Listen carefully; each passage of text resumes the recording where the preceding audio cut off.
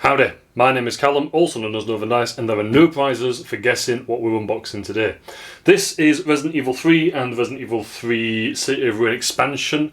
Both are incredibly hyped up in my head already, simply because I am a massive fan. If you've watched any of my other unboxings towards the Resident Evil games, I'm a massive fan of survival horror, and I have got near enough all of Resident Evil 2, the board game, and I love it.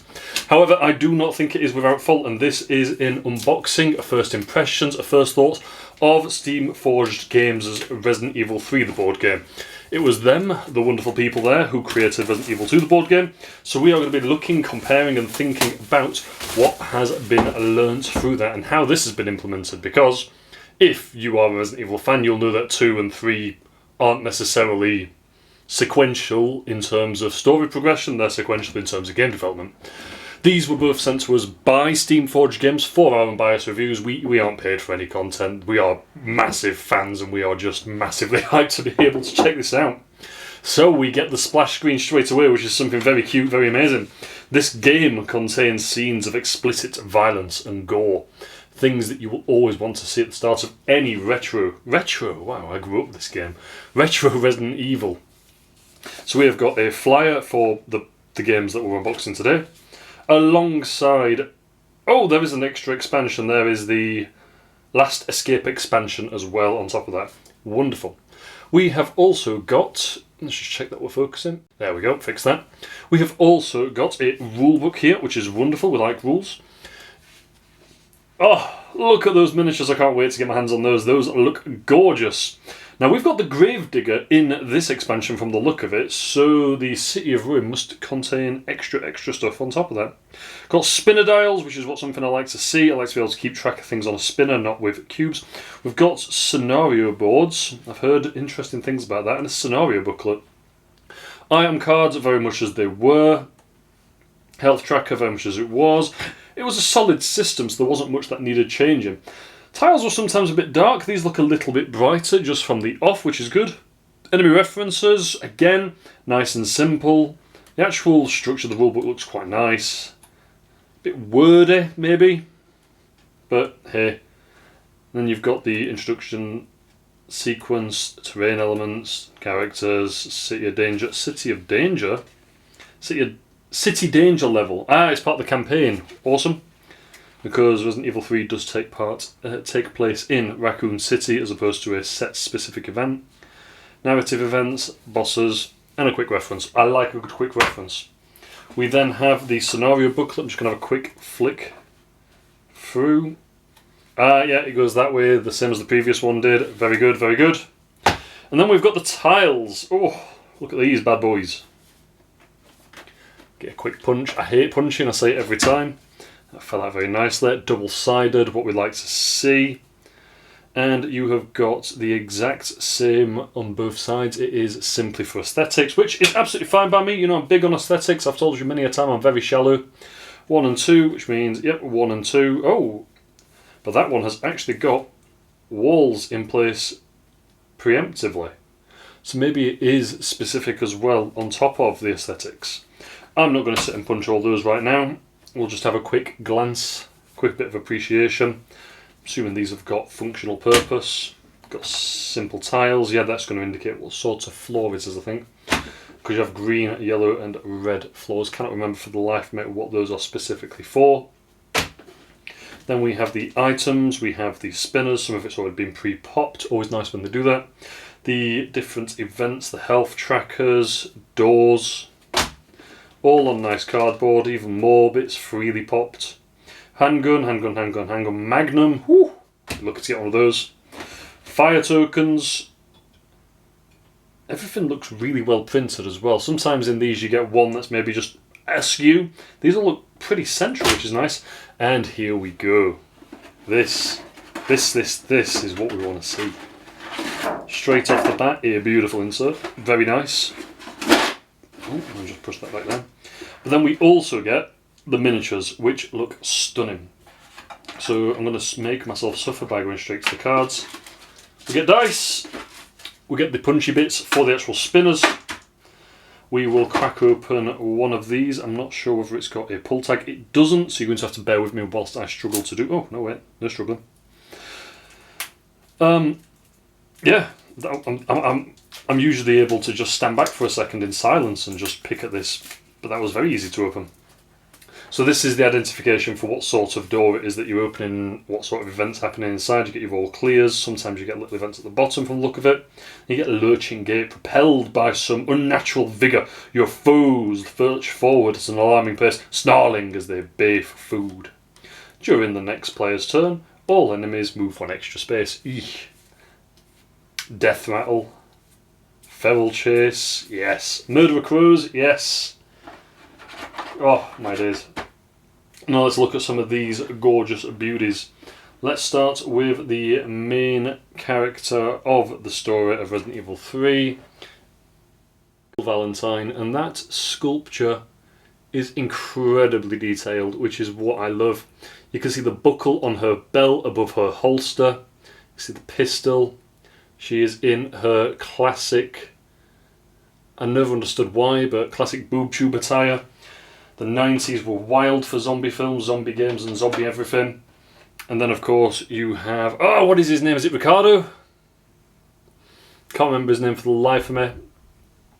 You know, I've actually played the new video game implementation. I've heard it's not as good as you anticipate. He is there with a beret. Oh, that might be the old man on the train. Can't remember his name either. But he's there with a beret, extra satchels, looking hardcore. Awesome. Really, really good quality. Always excellent quality from Steamforged. I am biased. I'm incredibly biased on this because I am big on miniatures and they always seem to nail it in my opinion, so I automatically default think they're going to nail it. We have the big chap himself, the one with an excellent vocabulary. It is Nemesis. And again, the quality of that, you can see where his grafts and his skin are, his many, many, many anime belt buckles, his rocket launcher, even like his finger on the trigger. It's just insanely cool. Oh, Gravedigger's a bit stuck. I'm not going to give that one a tug just on the off. Oh, my excitement's got to me. I forgot the name of this chap, but he is a giant bug that falls from the ceiling. And I know that in the new video game he does something completely different to what he normally does, but normally he is just a massive bug that comes and starts stabbing you, which is exactly what you'd anticipate a giant bug to do if he ever saw you. But again, that quality, you've got the spikes on the carapace, the backwards legs as it was in the video game. Oh, it's just stunning. Dead impressed by that, dead impressed. Let's have a look at some Cerebri. Cerebrus. The dogs, the zombie dogs. I'm nerding out with the actual names that Capcom gave them. So yeah, again, these ones are would-be Doberman dogs, which are like Rottweilers but more pointy. So you'd be expecting to see tips of black and orange, but the red fits really nicely in with seeing the inside of the rib cage, the half-eaten skin on the face, the pointing out skull. It's just incredible, the actual level of detail here. I always say it, and I know I always say it, but this is a painter's dream, an absolute painter's dream, because of how incredibly detailed all of those are. Yeah, that was just really easy to pull plastic. I like to see that. I hate it when it's a pull tab and it doesn't pull, in the same way I hate it when it's not a pull tab and it's not easy to pull. So we have the Gravedigger skills, which is what happens when you fight him. We've got Nemesis Stage 2, alongside, I'm assuming, Nemesis Stage 1. And then we've got the different zombies. We have a regular zombie. Then we have the diseased zombie, so the same miniatures but different thing. The Drain Demos. Zombie dog, call it Cerebrus. Nemesis Stage 1. Nemesis Stage 1. Nemesis Stage 1. Nemesis Stage 1 special rules. And then these are elements. Oh, because in Resident Evil 3, the original video game, when you got certain points, you got choices: fight the monster or run away. And of course, these are scenario-based choices, which are superb. Oh my days! Nikolai Ginov, Carlos Oliveira, and Mikhail Victor. It was Mikhail. Then you got some more all clears, which you will never see You'll never have the luxury of always seeing all clears, because that's not how life works. There's always someone on the other side of that door, always eager to get in. I'm not even going to pack that away, let's just get straight into... Aha, it's me from the future, Northern Dice, in the future, aha. I did just have a look at this. This game contains a series of violence and gore. Absolutely fine, still, love that. Then I flip it over and I establish that that is the actual card for the scenario. And that has disappointed me a little bit. It's paper. I'd seen photos of people posting that it was paper, and it completely slipped my mind at the start of this, and it turns out it's paper, and that is a little bit disheartening. Card would have been fine, thicker card would have also been good, but this is just straight up paper, and if I need to use this for my scenarios, I might be packing up and putting down between. This is going to get scrumpled, I can't think of any other scrub words, screwed up, scrunched, and it's eventually going to wear, and it's going to wear to the point where you can't play the scenarios properly. I'm probably going to laminate this. I don't think I should have to, and I think that is one of my only gripes that I found thus far, aesthetically and mechanically. However, I'm still dead impressed. I have just had a good play with all these, getting them all out, having a look at them, and they do look stunning. I'm going to get back to the unboxing now. That was just a quick in the middle. Get straight into the City of Ruin. And I'm going to actually have a look at the back of this one. So it is Gravedigger Adult. So it's the actual proper full-blown version, because there are the Gravediggers, and then I'm assuming you have the absolute big boy. It's been so long since I've played that game. My expertise are now diminishing. I'm feeling a little bit out of my depth. Oh, if we have a look, we're still running on the Resident Evil 3, a solid theme. And then we get the City of Ruin. Are these the rules?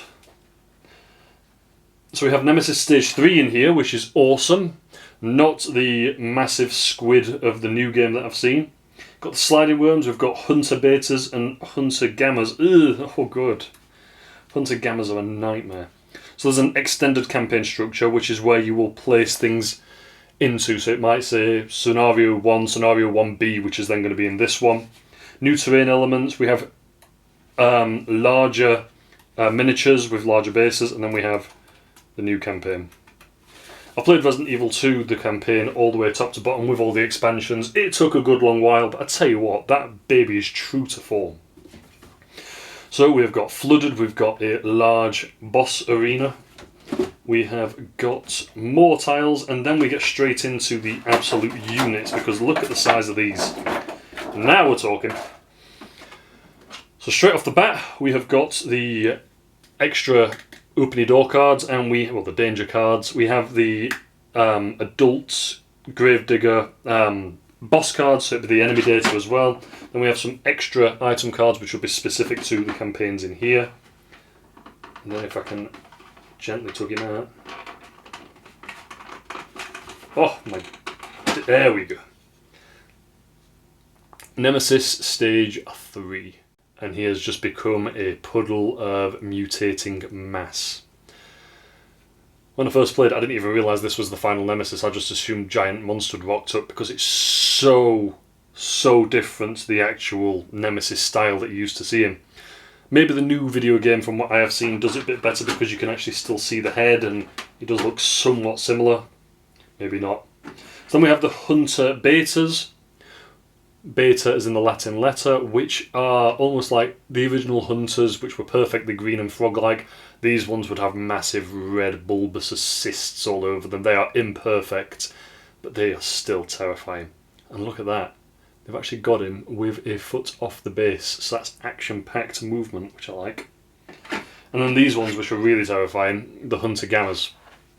And they're terrifying because that giant maw is entirely designed to just gulp you up, which is horrible, horrible, horrible. But at the same time, so incredibly terrifying in the right ways. And then we have the adult Gravedigger, which is more like the size you'd anticipate to see, because this thing does just come out of the ground and take up the entire screen when he rocks up. Oh, look at the detail! It's got the foliage and it's got veins. It's gross. I love it. Sliding worms, they're just, we'll have a look just for the sake of having a look. They do just look like tiny little gravediggers, in all honesty. They're fitting quite nicely. I have been quite impressed by this insert. Most inserts I've ever worked with, they fit in some capacity. Those big models probably do a bit more loosening around. There we go. So I'm hoping to see some more enemy data for those enemies. So we have the Gravedigger Adult, Death from Below, Thrash About, Thrust Forward. It's the directions they'll move as well, including the movements they'll take. Devour, Devour, Terrifying. Nemesis Stage 3, of course. This is what this box is going to be called, uncalled. This unboxing is going to be called Are We Going to Focus? So 30 health. 30 health, so there isn't a difference. We have Cannon Charge, Cannon Charge, Cannon Charge, Body Slam. All about the acid, all about the mutations. And then we have the Sliding Worms, the Hunter Betas, the Hunter Gammas. Oh, they're scary. And then Hunter's Prey, which is going to be the additions for the Hunters. And yeah, that is the contents of the Nemesis game. The Resident Evil 3 the board game and Resident Evil 3 the board game City of Ruin expansion. I'm really impressed by the quality of the miniatures. I always am. These look a lot darker red than the Resident Evil 2 ones, which makes them a lot more thematic if you aren't going to paint them. The ones in the Resident Evil 2 were a bit more vibrant. These seem a little bit more scarlety blood, which is wonderful. With that as well, the miniatures are absolutely stunning. Even with me being biased, I can say quite happily if these were painted, they would be astounding. Even unpainted, they're going to look gorgeous. The character designs are very true to forming what the character designs need to be. They are the 4 characters that you will encounter in the video game. One of them's evil, but I mean, may as well play as him while you can. Component-wise, very standard for the Resident Evil, the board game system. I imagine that'll be the exact same in the Resident Evil 1, the board game, which they're making next, or producing currently. Don't know why they've done it in that order. Everything looks incredible. Visually and aesthetically, I love it. I'm incredibly shallow, and this is really, really pleasing to see. Bit disappointed, and I will be honest, because my big thing with the original was that I couldn't keep the boxes. And that wasn't because I needed to get a better insert, it's because they did not fit all of the tiles in beautifully. So they'll fit in like that, nicely on top, but I can't pop them back into that afterwards. So I had to get my own baggies, find places for those baggies, which in the core game I have seen slots for them to go in, but like these are going to have to all just sit on the top and hope that I can get them in some sort of Tetris style feng shui to make it all line up and fit, which isn't a problem. And you know, in some ways it's quite mindful. You know, look at that, it's perfect. See, I already feel better about myself. However, it's not as simple as that in terms of keeping it like that, because if I go to my board game shelf, stack it up right, they're going to shift, slop, slat, and the board game's just going to start to expand. That is my only qualm visually, mechanically, functionally with this, what I've seen. However, that is just a common thing across many games, and I think it's just something that, if it does bother you that much, like it did for me, you have to get an extra insert or buy a larger expansion box. However, I have been very impressed, overly impressed by the contents of this, and I am dead set on getting this to the table just for a quick test run. Nothing recorded just yet. But let's see what we can't have on the table with a couple of photos on my Instagram. Check it out. Until next time, thank you ever so much for sticking around for this incredibly excited, hopefully somewhat informative, unboxing of Resident Evil 3 the board game and Resident Evil 3 the board game City of Ruin expansion. Until next time, I'll catch you later.